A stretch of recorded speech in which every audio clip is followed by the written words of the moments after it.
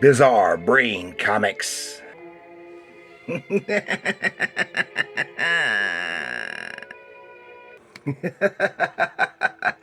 Hello, my comic book fiends.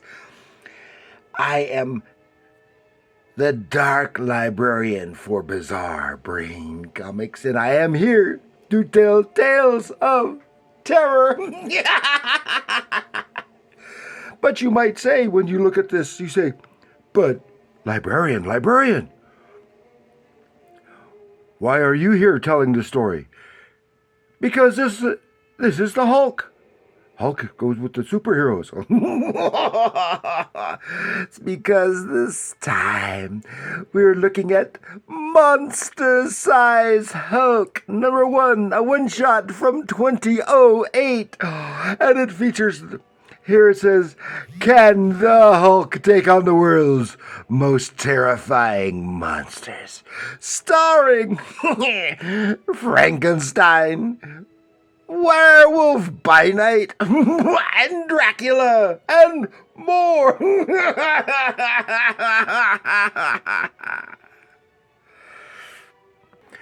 But before we look into that, I want to remind you, I've got my books available.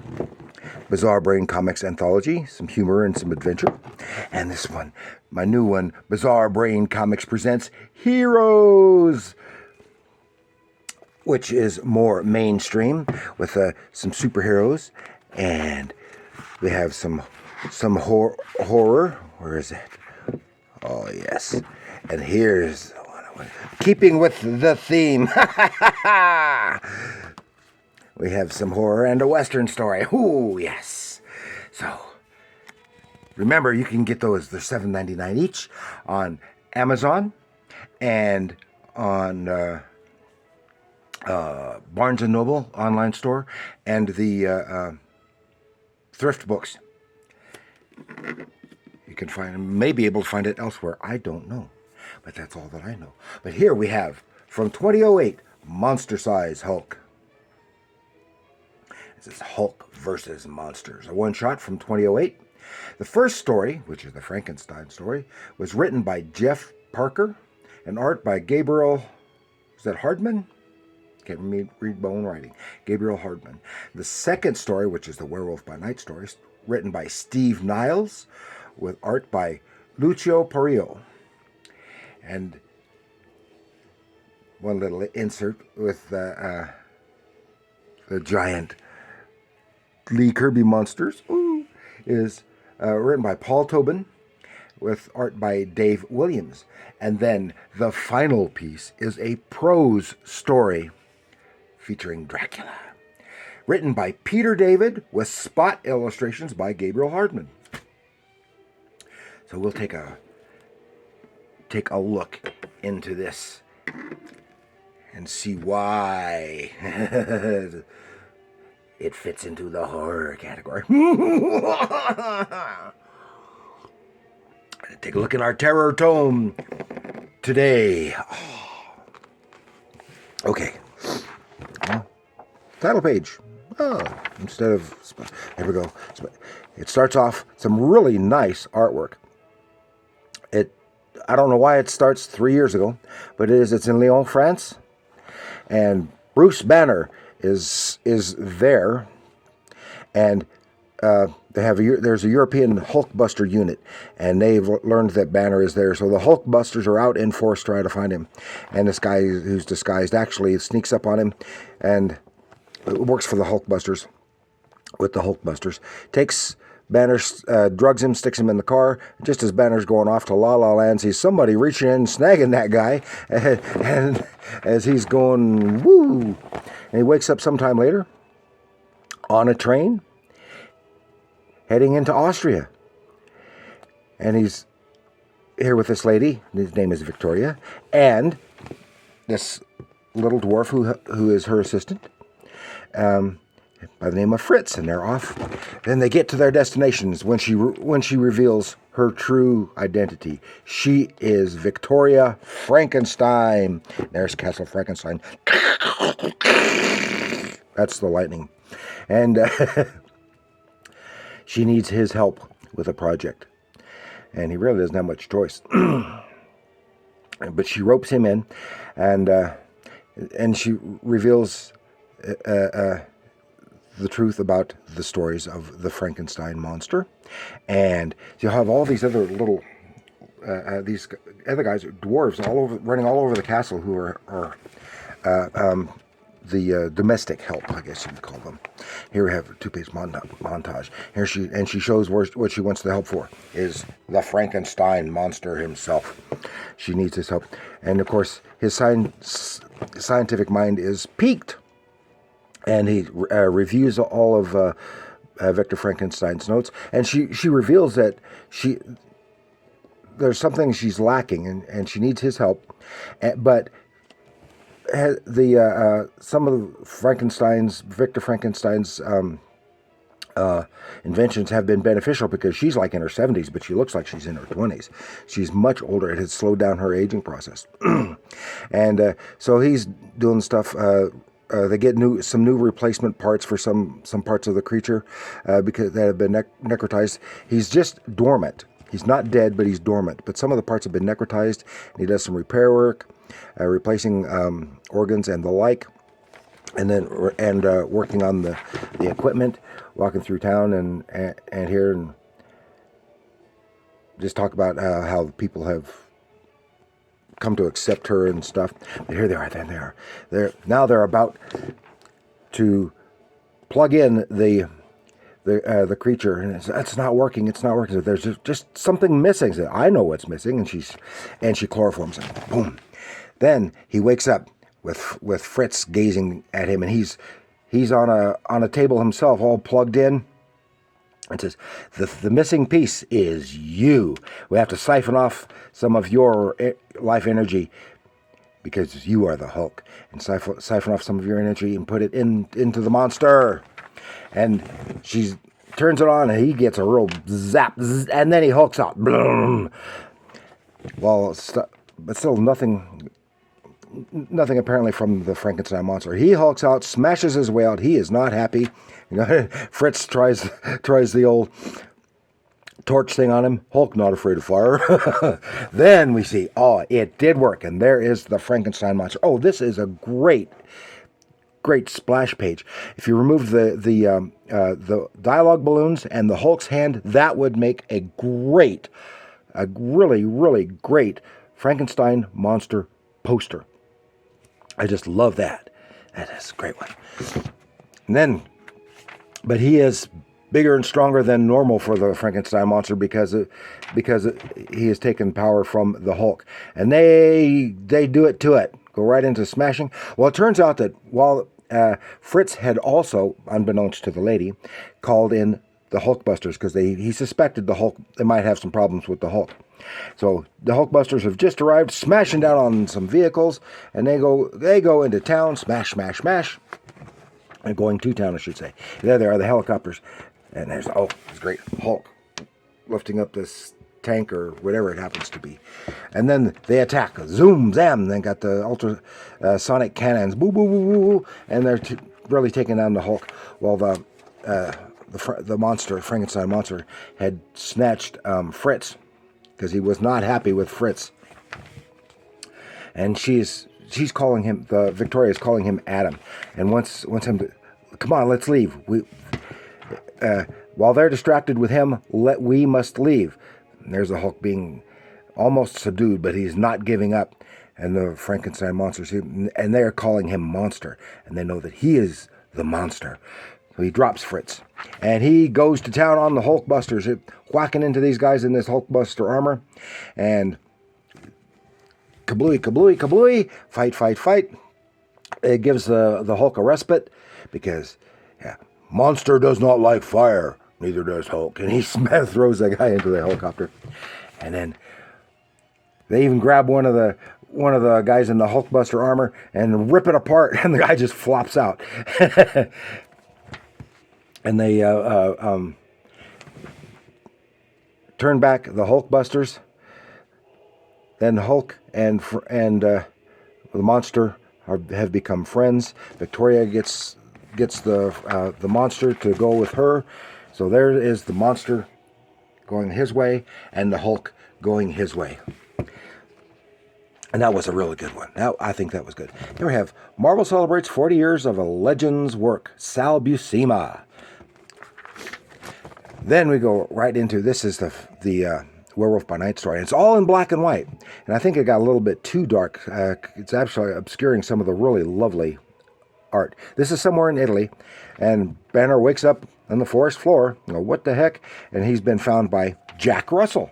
And he takes him home, gives him something to wear, and gives him something to eat. And they sit and they're talking and kind of talking around because Jack Russell really recognizes who he is.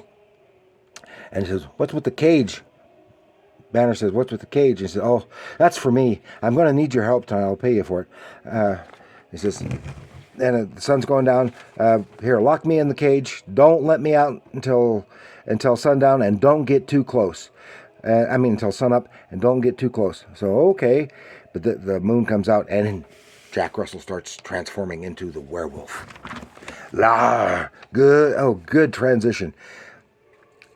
It's a little dark to see, but it is a really nice transition. Some really great artwork, draftsmanship, the setting, the mood. I think all of the black and white really harkens back to the Wolfman movies.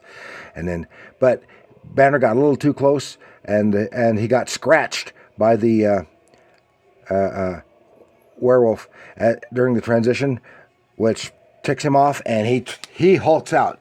Then the Hulk busts out open the cage to get at Dogman, and they go to town, smashing out the door. And they're fighting in the woods. Then Wolfie takes off, and he's about to attack a couple parking in the forest. Oh my gosh! Hulk gets there just in time to stop him.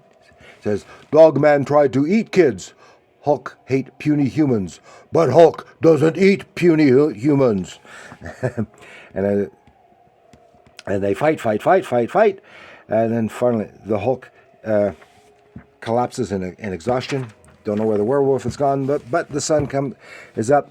He wakes up sometime during the day. He sees next to where he was a newspaper, which talks about the werewolf attack. A note from Jack Russell saying, "Thanks for keeping me from doing something bad. Here's some money. I hope it helps." And then Banner is off. Then here's a cool just a little 2-page humor section. It says Goom's Fairy Tales. Now remember, if you can, Goom was a Lee Kirby monster, and there was a sequel that had Goom's son Googam.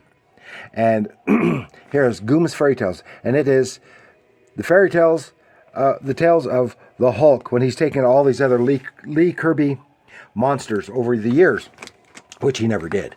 But in the stories, and there is Goom, and he says, "It's Hulk's rage that fuels his strength, and the Hulk, the rampaging Hulk, is forever and always angry, and the things that makes the Hulk angriest is little monster boys who don't go to sleep." And there's Googam all shivering. He's frightened from the stories when he starts bawling. And then his mom says, "Goom, you better not be telling him those Hulk stories again." No, I swear. Good night, son. No, and he's scared, head under the pillow, under the blankets, sucking his thumb.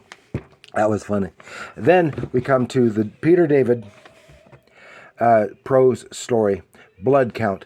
And it's and in this, the peasants are attacking against I almost said Hulk, against Dracula in his castle, as they want to do many times. But they're yelling, "Monster, monster, monster!" Well, out of the forest comes the Hulk. He thinks they're after him, so he lays into the peasants. And they take off, and the Drac kind of befriends him, says, thank you so much. Come in, rest yourself, whatever. Brings him into the castle, and gives him a place to stay, or a room to stay in, and says, "You have the total freedom." During the process, he tries to use his mind powers, his Jedi mind powers, on the Hulk. It doesn't work. And So he just tries to be friendly and coerce him because he wants Hulk's power. He wants the Hulk to work for him. And he leaves the Hulk in the room.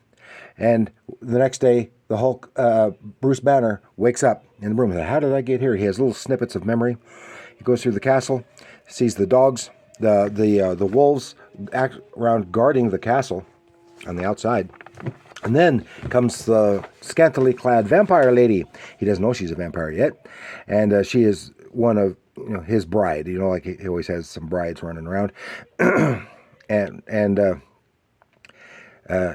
she feeds him and everything, and tries to make him comfortable. Then Dracula shows up, and he sees that with Bruce Banner, he realizes that Banner is the Hulk. There's a transformation, and he thinks that maybe he can control Banner, and by him controlling Banner, control the Hulk, and he has more luck pushing into his mind. But before he can get total control, the vampiress is too bloodthirsty. She can't wait, and she attacks him. She doesn't realize what's the deal. She attacks Banner and just starts sucking his blood, and he hulks out, starts smashing.